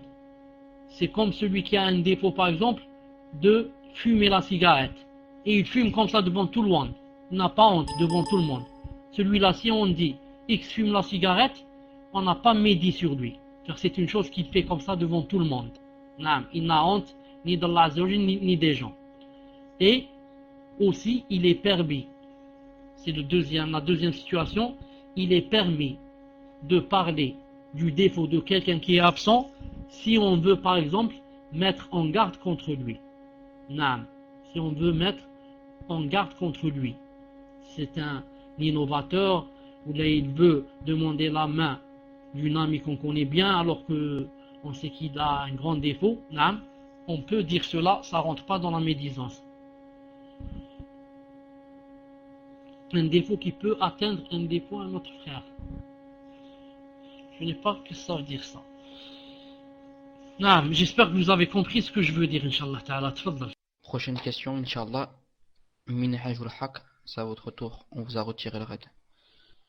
Salam alaikum wa rahmatullahi ya Sheikh. Ahsanallah alaikum. Voici le cas d'une sœur de France. Une sœur est mariée depuis 8 ans. Depuis maintenant 8 ans. Et dernièrement, son mari l'a mise à la porte de son foyer sans ses enfants. Et la sœur a demandé à une personne qui lui a dit qu'elle était divorcée. Est-ce vrai, Cheikh? Et le soir même, le mari est venu chercher sa femme chez la mère de la sœur. Le problème maintenant, c'est que la sœur ne veut pas retourner chez son mari car celui-ci est violent avec elle physiquement. Il la frappe souvent et lui a carrément démoli le visage. Et donc la sœur a peur pour sa vie. Alors Cheikh, elle vous demande que doit-elle faire. Barakallahu fikum ya Cheikh, de lui conseiller. Hafidakumallah ya Cheikh, puis-je me permettre d'enregistrer la réponse pour la sœur min fadlikum. Naam. Est-ce que, Inch'Allah ta'ala, vous êtes prêts pour l'enregistrement? Alhamdulillah. Je dis à cette sœur, Inch'Allah ta'ala, de ne pas revenir vers son mari, jusqu'à ce que il reconnaisse devant sa famille à elle que jamais il ne la retouchera et que ils vont lui mettre comme condition que s'il la refrappe, ils vont la lui enlever. Naam. Surtout le visage qui est absolument interdit de toucher. Naam. Subhanallah al-Azim. Le messager d'Allah sallallahu alayhi wa sallam n'a jamais frappé une de ses femmes, et encore moins au visage. Mieux encore, il a dit, de se marier avec Abu Jahm, car c'était quelqu'un qui frappait les femmes. Il lui a dit, je te conseille pas, ne te marie pas avec celui-là. Il frappe les femmes. Subhanallah. Donc celle-là, je lui conseille de serrer un peu les boulons de son mari. Elle lui dit, je reviens pas, qui te diront que si jamais tu lèves encore une fois la paix, surtout au visage, alors je te quitterai définitivement. Elle patiente depuis 8 ans, Miskina. Miskina, elle a des récompenses, elle, à cause des enfants, pardon, elle n'a pas d'enfants. Elle est en train de patienter, elle aura, Inch'Allah, beaucoup de récompenses. À cause des enfants. Mais je lui dis que, le fait d'être frappé, ce n'est pas permis en islam. Quand on frappe, juste une petite tape comme ça dans le dos, une petite tape, je ne sais pas, mais ce n'est pas on frappe jusqu'à faire casser les dents, ou bien on frappe jusqu'à faire couler du sang, ou bien on frappe jusqu'à ce qu'on mette le plâtre à la femme. Tout cela, ça rentre dans la jahiliya, tout ça, ça n'a rien à voir avec l'islam, bi'idnillah azza wa jal. Naam. Assalamu alaikum wa rahmatullah. Tfadlal, Inch'Allah, le prochain. Il reste 2 ou 3 et on arrête, Inch'Allah. Tfadlal. El-Fati. J'ai fait un cauchemar où ma cousine me frappait avec une cuillère sur la tête et elle me disait clairement qu'elle ne voulait pas que je me marie. J'ai fait ce cauchemar après avoir fait la prière de consultation. Qu'en pensez-vous? Dois-je aller voir un imam et comment dois-je comprendre ce rêve? Jazakumullahu khairan. Wa alaykoum salam wa rahmatullahi wa barakatuh. Tayyib, j'ai fait un cauchemar où ma cousine me frappait avec une cuillère sur la tête. Et elle me disait clairement qu'elle ne voulait pas que je me marie. J'ai fait ce cauchemar après avoir fait salat istikhara. Qu'en pensez-vous? Dois-je aller voir un imam et comment dois-je le comprendre? Ibn al-Qayyim, est-ce que cette question a rapport avec la question de Belqis? Est-ce que c'est la même ou est-ce une autre? Ah, c'est une autre. Tayyib. Si cette personne qui a fait le cauchemar, elle est connue pour être une personne, masha'Allah, pieuse, et qu'elle a l'habitude, quand elle voit comme ça des choses dans le rêve, qui se réalisent. Alors je lui dis, ça peut être un signe, car la salat istikhara, ce n'est pas seulement les rêves. D'ailleurs, les rêves, c'est très rare, mais c'est surtout que le cœur, on n'a plus envie de cette chose, on l'a dégoûté. Ou bien, on a une grande envie maintenant de la faire. C'est surtout cela. C'est beaucoup plus que les rêves. Mais les rêves peuvent des fois rentrer en considération. C'est pour ça que j'ai dit ici que si la personne était pieuse et qu'elle avait par exemple l'habitude que ses rêves se réalisaient, alors qu'elle pouvait prendre cela comme un signe de salat al-istikhara. Wallahu ta'ala a'lam. Na'am. Tfaddal. La question de Balkis. Salam alaikum. Dans l'islam, est-ce qu'une femme qui demande le divorce à son mari peut par la suite se remarier avec le même homme? Barakallahu fikum shir. Vous avez dit il y a quelques semaines que vous alliez faire la hijra en Algérie. Allez-vous continuer les cours sur Paltalk, si j'ai bien compris? Jazakumullahu khairan. Wa alaykoum salam wa rahmatullahi wa barakatuh. Est-ce que dans l'islam, une femme qui demande le divorce à son mari peut par la suite se remarier avec le même homme? Naam, quel même homme? Quel même homme? C'est-à-dire avec lequel elle vient de demander le divorce? Est-ce que c'est comme ça? Ou là elle parle du premier? Naam. Naam, une femme qui a divorcé avec quelqu'un, naam, peut se remarier par la suite avec lui. C'est normal. Elle peut se remarier par la suite avec lui. Naam. C'est très normal. Il y a rien qui interdit cela. D'ailleurs, le messager d'Allah n'a-t-il pas dit à la femme de Rifa'a? Il lui a dit, je crois que tu veux revenir à Rifa'a. Il lui a dit comme ça, tu veux revenir vers lui. Hein? Il lui a dit non. Jusqu'à ce que celui-là goûte de ton miel et tu goûtes de son miel. Donc, c'est un délit qu'elle peut revenir vers son premier mari. Ensuite, vous allez faire la hijra. Inch'Allah ta'ala, en ce qui concerne mon départ, Inch'Allah ta'ala, peut-être que, c'est l'avant-dernier dars, peut-être. Inch'Allah ta'ala, je vais continuer de faire les cours de là-bas sur le Paltalk. Je vais continuer, Inch'Allah ta'ala, de faire des cours de là-bas sur le Paltalk jusqu'à ce qu'il y ait des empêchements qui m'empêchent. Tfadlan, Inch'Allah ta'ala, le suivant. Salam alaikum. Qu'Allah vous augmente en science. Est-il permis de se découvrir les yeux car je porte le niqab, mais il me semble que laisser paraître les yeux est une fitna. Barakallahu fikum, shir. Ahfouan, j'ai lu la question de Bint Abdullah avant celle de Salama 57. Wa alaykoum salam wa rahmatullahi wa barakatuh. Naam, d'après Cheikh Ben Uthaymin, Allah yarhamou, montrer seulement les yeux, il dit c'est quelque chose de grave. Il dit c'est quelque chose de grave. Mais moi je dis que si elle doit montrer les yeux, alors qu'elle mette la hor vraiment haut, et qu'elle descende ce qu'elle a sur la tête, le khimar vraiment bas, de façon à ce qu'on ne voit que les cils. Naam. Quant à celle qui cache tout et laisse seulement les yeux, ça devient vraiment une fitna.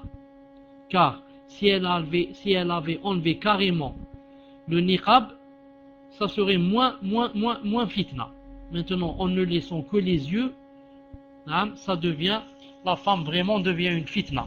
C'est pour ça que si elle veut montrer ses yeux, alors qu'elle fasse monter le niqab au plus haut de ses yeux jusqu'aux cils qui sont en bas, et elle fait descendre ce qui est sur sa tête jusqu'aux cils qui sont en haut.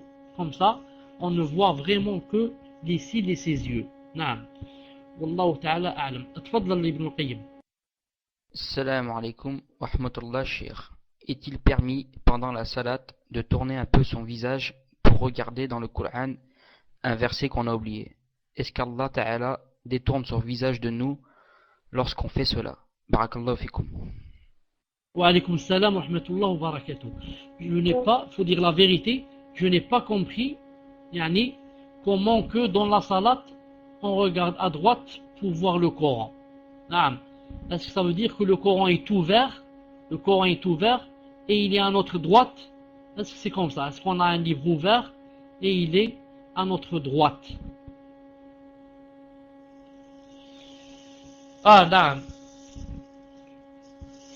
Ça. Maintenant j'ai compris, Inch'Allah Ta'ala. La meilleure salat, c'est la salat où on ne bouge pas beaucoup. Comme a dit le messager d'Allah sallallahu alayhi wa sallam, dans un hadith rapporté authentifié par Sheikh Al-Albani, il a dit Uskunu fi salat. Uskunu fi salat, ça veut dire restez inerte, ne bougez pas dans la salat. On ne bouge pas. C'est pour ça que si quelqu'un va lire dans la salat avec Qul huwa Allahu ahad ou bien avec Qul a'udhu bi rabbil falaq de son cœur, sans se tourner à droite et à gauche, c'est mieux que celui qui va lire de Sourate al-Baqarah en se retournant à droite ou à gauche. Nafila, justement, c'est ce que j'allais dire. Mais si c'est pour la nafila, ce n'est pas grave. Justement, j'allais dire ceci. Si c'est pour la nafila, Inch'Allah Ta'ala, ce n'est pas grave. Ce n'est pas grave, Inch'Allah Ta'ala, pour la nafila. Pour la nafila, beaucoup de choses sont permises, Inch'Allah Ta'ala. Tfadla, Inch'Allah, les 10 dernières minutes. Afwan, Cheikh, j'ai baissé les mains parce que je pensais que c'était les 3 dernières questions et que c'était fini. Je fais comment? Je continue à lire? Ou bien... Je sais que c'était Ibrahim 8 après, mais le reste, je me souviens pas. Salam alaikum wa rahmatullah Cheikh. Ma question concerne la circoncision. Doit-elle être faite obligatoirement par un musulman? Barakallahu fikum wa salam alaikum wa rahmatullahi wa barakatuh. Je m'excuse auprès des personnes à qui j'ai baissé les mains, je pensais que c'était les 3 dernières questions. Wa alaykum salam wa rahmatullahi wa barakatuh. Ce n'est pas une condition nécessaire que la circoncision doit être faite par un musulman. Mais, reste à dire une chose très importante, est-ce que celui qui n'est pas musulman sait la faire? C'est tout. Est-ce qu'il sait exactement qu'est-ce qu'on doit couper et comment qu'on doit couper, etc. C'est pour cela que s'il y a un kafir qui sait faire la circoncision, ce n'est pas interdit de la faire chez lui. Mieux encore, si ce kafir sait mieux la faire que le musulman, on la fait chez le kafir. Mais comme j'ai dit tout à l'heure, il faut qu'il remplisse la condition que vraiment il connaît ce qu'il doit faire dans son travail. Wallahu ta'ala alam. Tfadla. Soraya, c'est à votre tour, Inch'Allah. Salam alaikum wa rahmatullahi wa barakatuh, Cheikh. Je voulais poser une question de la part d'une sœur. Salam alaikum, Cheikh. Une sœur est enceinte de 8 mois et elle doit rattraper 12 jours du mois de Ramadan dernier. Est-il possible de compenser en nourrissant les pauvres ou bien est-elle obligée de jeûner? Wa alaykum salam wa rahmatullahi wa barakatuh. En ce qui concerne la sœur qui est enceinte de 8 mois, elle voit si elle peut jeûner les jours, elle doit les jeûner avant l'autre Ramadan. Mais si elle sait que c'est difficile et qu'elle ne peut pas, alors elle est excusée. Mais elle ne peut pas faire manger un pauvre. Elle ne peut pas nourrir un pauvre. Elle est excusée et elle attend jusqu'à ce qu'elle accouche, elle termine l'oshi et elle commence à jeûner. Donc cela dépend d'elle. Si elle sait que maintenant elle peut, en parenthèse, ce qui serait peut-être étonnant, alors elle doit les faire avant que vienne le prochain Ramadan. Si elle peut pas nourrir. Non, elle attend après, Inch'Allah Ta'ala, après qu'elle accouche, après les lochis, et Inch'Allah Ta'ala, elle rattrape. Que Allah Azza wa Jal lui donne un enfant. Tfadlal. Salam alaikum, Cheikh. Pouvez-vous nous donner plus de précisions dans la sunna sur la salat pour aller au jamah, qu'il pleuve, qu'il vent ou qu'il neige? Car il y a des gens qui disent qu'il faut une forte pluie et d'autres pas. Jazakumullahu khairan, qu'Allah Azza wa Jal vous élève en degré au paradis. Amin. Wa alaykum salam wa rahmatullah wa barakatuh. Est-ce que Abdullah a posé cette question? Naam, en parlant d'elle-même ou bien en parlant d'un homme? Est-ce qu'elle parle d'elle-même ou bien elle parle d'un homme? Question de pluie, etc. Ah, en parlant d'un homme. Car j'allais lui dire que bien sûr, cette chose ne concerne pas la femme, mais ça concerne l'homme. Non. Qu'il pleuve, qu'il monte, qu'il neige, il y a des gens qui ne font plus et d'autres. Non. Cheikh Ben Baz, Cheikh Ben Uthaymin, disent que pour pouvoir grouper entre deux prières à cause de la pluie, par exemple, il faut qu'elle soit forte, pas une petite pluie. Non. Et moi je dis, maintenant c'est pour grouper, maintenant on parle pour aller à la mosquée. Non. Si quelqu'un commence à voir la pluie qui a commencé à tomber, non, c'est déjà une permission pour ne pas y aller. Pourquoi? Parce que il ne peut pas prévoir. Il se peut que ça va être une grande averse et que il va revenir tout mouillé de là-bas ou bien même malade. Non, mais à condition que la pluie a commencé à tomber. Non, la pluie, il y a de l'eau. C'est pas juste voir les nuages ou là entendre le tonnerre, il dit que là c'est la pluie. Non, je dis la pluie elle a commencé. Non, on sent que ça va te dire. Dans ce cas, même si elle vient juste de commencer, on a la permission de ne pas y aller, Inch'Allah Ta'ala. Non. Fadlan Inch'Allah Ta'ala le prochain. Salam alaikum wa rahmatullahi wa barakatuh, ya Cheikh. Est-ce qu'Allah Ta'ala a créé Adam à son image? Pouvez-vous nous donner une explication à cela? Barakallahu fikum, qu'Allah Ta'ala vous préserve et vous récompense. Amin. Wa alaykum salam wa rahmatullahi wa barakatuh. En fait, les savants ont divergé sur le sens de ce hadith. Car Allah Ta'ala a créé Adam à son image. Est-ce que ça veut dire à l'image d'Allah ou bien à l'image de Adam? Qu'est-ce que ça veut dire ici son? Ça se rapporte à quoi? À Allah ou bien ça se rapporte à Adam? Non, certains savants comme Imam Tuwijri, rahimahullah, le Alam, et Rajih, si je ne me trompe pas, disent que ça revient à Allah, à l'image d'Allah Azza wa Jal. Naam, parce que le messager d'Allah a vu quelqu'un frapper quelqu'un sur le visage, lui a dit ne frappe pas le visage. Naam, Allah Ta'ala a créé Adam à son image. Et d'autres, comme Cheikh Al-Albani, dit que c'est l'image de qui? C'est l'image de Adam alayhi salam et pas l'image d'Allah Azza wa Jal. Naam. Et si on prend avec cet avis, ça veut dire quoi? Allah Ta'ala a créé Adam à son image. Ça veut dire, même si Cheikh Ben Uthaymin a dit que Imam Ahmed a dit que ce que je vais dire, c'est les Jahmites qui ont dit ça, mais malgré cela, il y a des savants qui ont dit cela. C'est quoi? Regardez, nous tous, on a été créés par étapes.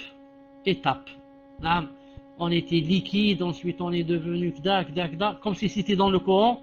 Ensuite, de l'eau, de la chair, de l'os, ensuite ça a été recouvert par de la chair, et ensuite bébé, ensuite on commence à grandir et comme ça.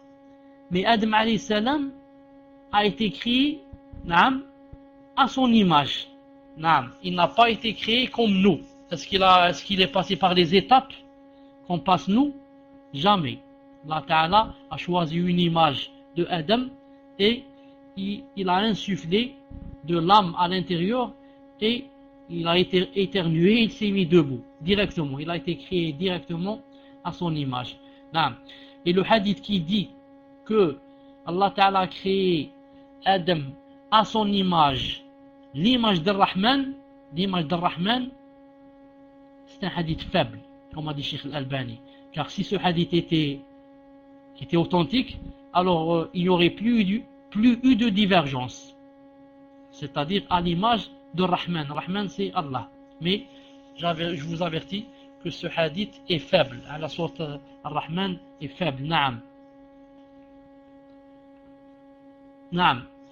Est-ce que Taqiyya, c'est la sœur qui m'a demandé tout à l'heure le PV ou c'est une autre?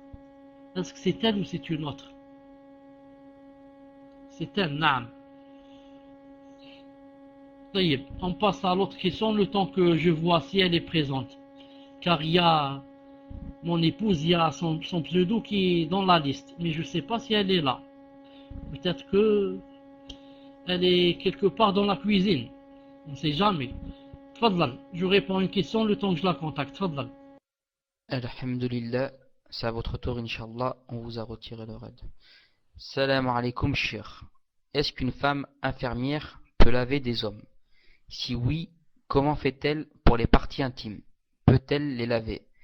Tout en sachant que cette sœur n'a personne pour subvenir à ses besoins. Barakallahu fikum, Cheikh. Alaykoum salam wa rahmatullah wa barakatuh. J'ai noté la réponse de Alhamdulillah. Naam, pour lui répondre quand je demanderai au savant, Inch'Allah Ta'ala. Naam, je lui répondrai, Inch'Allah Ta'ala, quand je demanderai au savant, Inch'Allah Ta'ala. Tfadlal, dernière question. Salam alaikum. Je suis marié depuis plusieurs années, un frère, mashallah. Seulement, il y a quelque temps, je l'ai surpris en train de faire des perversités vraiment très très graves. Je l'ai surpris en train de regarder des femmes nues sur Internet, des choses vraiment très choquantes. Et il m'a manqué aussi beaucoup de respect par la suite lors des rapports conjugaux. Je lui ai fait plusieurs nasihas, j'ai patienté, mais je l'ai surpris encore une autre fois. Depuis, j'ai comme du dégoût pour lui, je ne veux plus rester marié avec lui, car je suis blessé et humilié, il ne veut pas me divorcer. J'aimerais savoir ce que je peux faire. Dois-je patienter tout en sachant que je n'éprouve plus rien pour lui à cause de ce qu'il a fait? Sinon, comment puis-je divorcer? Barakallahu fin, qu'Allah Ta'ala vous récompense. Amin. Salam alaikum. Wa alaykoum salam wa rahmatullah wa barakatuh. Rappelez-moi la sœur qui voulait le PV. C'est qui la sœur? Rappelez-moi la sœur, Inch'Allah Ta'ala, qui voulait le PV. Naam. Quant à la réponse de cette question, naam, il faut dire que cette sœur Bidna Azzawajal n'est pas la première, à souffrir de cette chose. En effet, beaucoup de sœurs, quand je dis beaucoup, ce n'est pas une, ce n'est pas deux, beaucoup de sœurs m'écrivent et me disent que ils ont surpris ou là elles ont surpris leur mari en train de regarder comme ça des choses, non seulement des photos mais encore des vidéos, et d'autres ont surpris leur mari en train de contacter, c'est pas seulement voir, mais contacter des anciennes femmes qu'ils connaissaient autrefois, etc. C'est très très répandu ces choses en France. Ma'al asaf, c'est vraiment, il faut dire que c'est vraiment beaucoup plus répandu que dans les pays musulmans. C'est beaucoup plus répandu en Europe que dans les pays musulmans. C'est pour ça que je demande à cette sœur Naam, avant de penser au divorce, d'essayer de réparer, Inch'Allah Ta'ala, car Allah Azza wa Jal aime celles et ceux qui cherchent à réparer. Celles et ceux qui cherchent à corriger. Donc, après lui avoir fait des nasihas, si les nasiha n'ont pas marché, alors qu'est-ce qu'il faut faire? Alors il faut faire une assise, comme a dit Allah Ta'ala dans le Coran, une assise avec ceux qui te représentent de ta famille et lui ou bien ceux qu'il représente, le représentent de sa famille, son frère ou là, son père ou là. Et tu diras voilà, je lui fais des nasiha, il n'a pas voulu s'arrêter, etc. Maintenant, il faudrait qu'on prenne une décision. Cher, je suis converti, personne ne me représente. Personne ne te représente, tu peux te faire représenter par quelqu'un. Tu envoies à quelqu'un qui te représente, un frère qui va te représenter, un imam qui va te représenter. Et tu diras à ton mari, voilà, il y a quelqu'un qui va venir te parler à cause de ceci, cela. Atfadli, pourquoi je dis cela? C'est que mon mari n'est pas dans le ménage. Naam, ça c'est une autre chose. Naam, il est beaucoup avec tablir, etc. Naam. Pour ceux-ci aussi, vous pouvez faire une assise. Naam, et lui dire de taqillah subhanahu wa ta'ala et éloigne-toi des innovateurs, etc. Mais n'oublie pas dino nasiha, n'oublie pas que tu as vraiment beaucoup de récompenses quand tu patientes et essayes de trouver une solution. Car le divorce c'est vraiment la dernière chose. Quand on ne trouve plus de solution, on va au divorce. Mais essaye Inch'Allah Ta'ala. Déjà toi, ton pseudo c'est dino nasiha masha'Allah. Subhanallah al-Azim. Alors puisque dino nasiha, donne-lui des nasiha et envoie-lui des gens. Envoie-lui des gens qui vont lui faire la nasiha. Ensuite, s'il dit non, moi je continue, ou là s'il continue, ou là si tu le surprends encore en train de faire des choses, reparle-moi Inch'Allah Ta'ala, et bidna Azza wa Jal, je te dirai Inch'Allah Ta'ala qu'est-ce qu'il faut faire. Je te dirai bidna Azza wa Jal qu'est-ce qu'il faut faire. Naam. Inch'Allah Ta'ala, naam. طيب فيك بارك الله. Chef Abdullah, pour sa dette dans le haram, vous lui avez dit de rembourser s'il peut avoir des problèmes avec la justice, la police, c'est bien cela. Je dis que normalement il ne rembourse pas et il attend. S'il voit maintenant que classe, on va le convoquer, on va l'emprisonner, on va ceci, alors qu'il le fasse dans la nécessité, car il est dans la nécessité. Mais il ne va pas commencer directement à rembourser. Il attend. S'ils sont maintenant que ça commence à s'aggraver, dans ce cas, il rembourse tout en détestant cette chose bi'idnillahi azza wa jal. Inch'Allah ta'ala, je vous donne rendez-vous après-demain. Et barakallahu fikum d'avoir assisté. Allah azza wa jal nous aide et nous donne la sincérité. Et nous fasse rentrer dans son paradis et nous préserve de l'enfer et des fitnas et des innovations. سبحانك اللهم وبحمدك أشهد أن لا إله إلا أنت أستغفرك وأتوب إليك. السلام عليكم ورحمة الله وبركاته.